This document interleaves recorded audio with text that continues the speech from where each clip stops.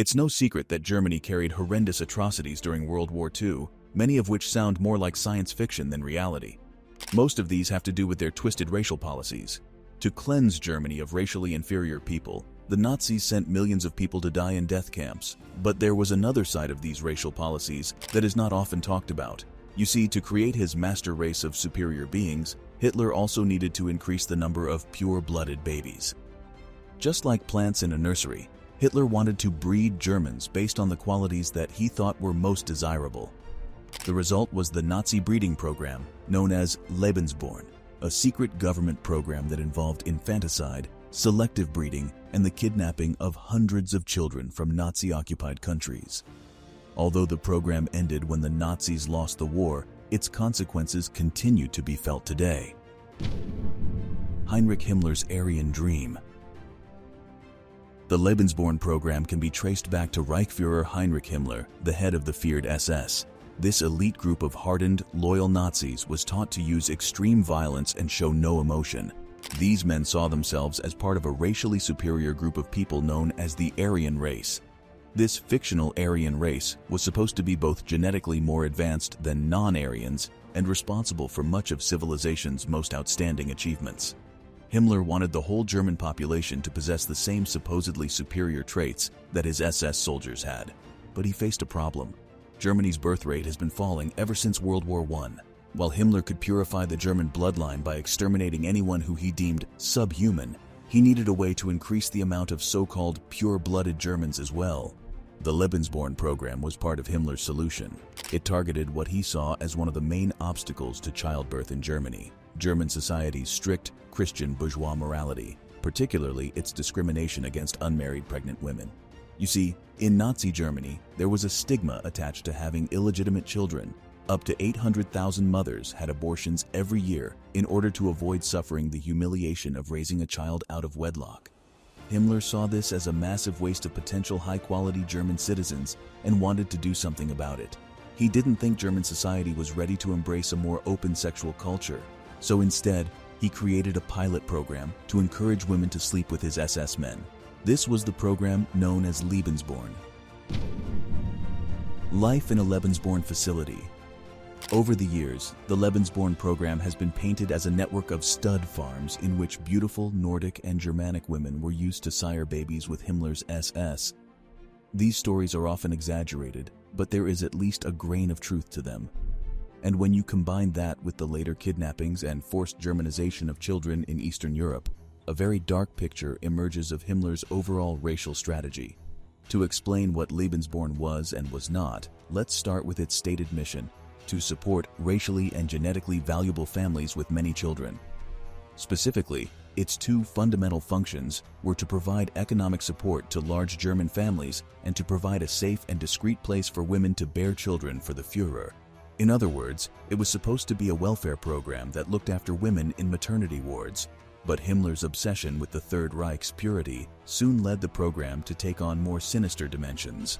Unlike most Nazi leaders, Himmler didn't see any problem with illegitimate children. His only objective was to breed more good Germans. Thus, after Hitler invaded Poland in 1939, Himmler issued an order that encouraged all of his SS men to have more children any way they could. He even called on women to throw out their ideas of sexual morality for the good of the fatherland. Hildegard Koch was one woman who, as a teenager, was recruited to make babies for the Führer.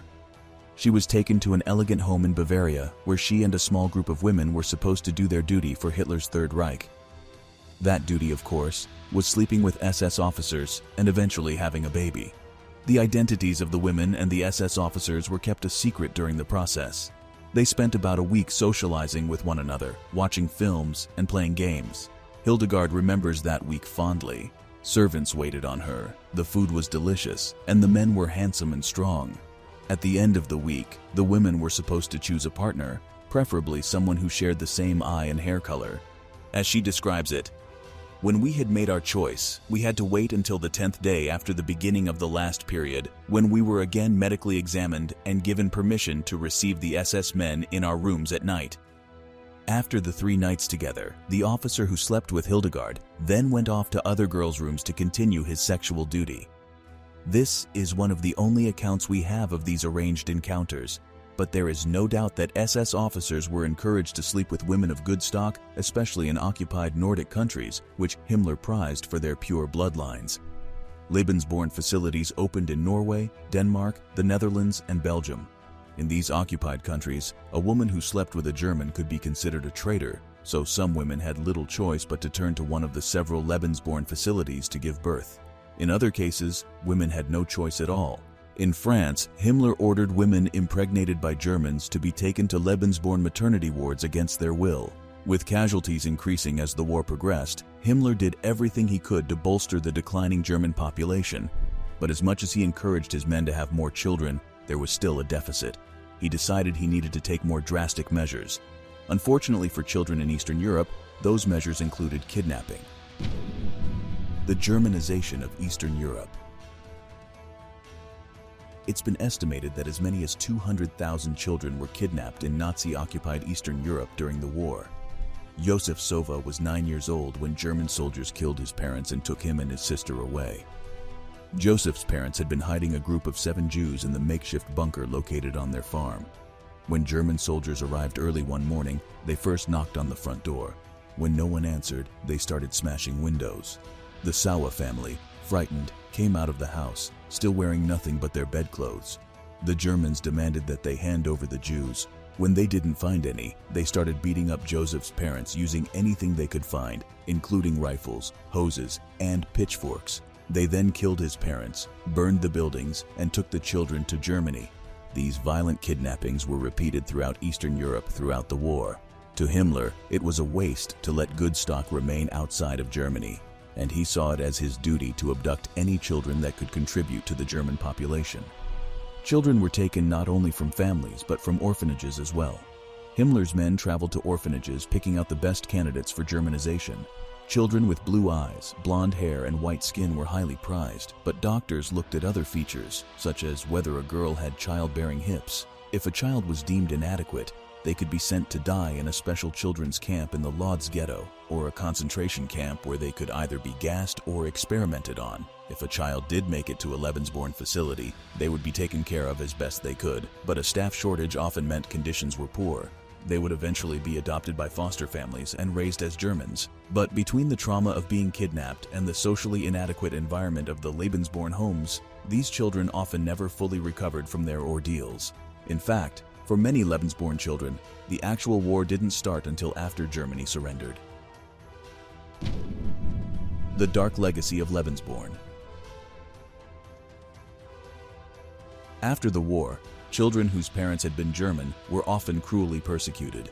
Many of them were put into mental institutions for no reason at all. Others were taunted viciously. One woman recalls, "I was a German baby, worse than an insect. They threw stones at us. In the winter, we had to shovel snow out of the living room because people had broken the windows with rocks." Another woman remembers being beaten with a clothes hanger by her foster parent. Others were scrubbed with acid, tied up in the yard, or punished in numerous other ways. Hatred towards Germans was so intense after the war that people didn't seem to care that these children had no choice in who their parents were. Unsurprisingly, this kind of treatment affected these people for life. Many have struggled to find decent employment or to develop healthy relationships. The men and women born under this racially perverse program are a reminder that the scars of war don't quickly disappear, especially when the victims are children.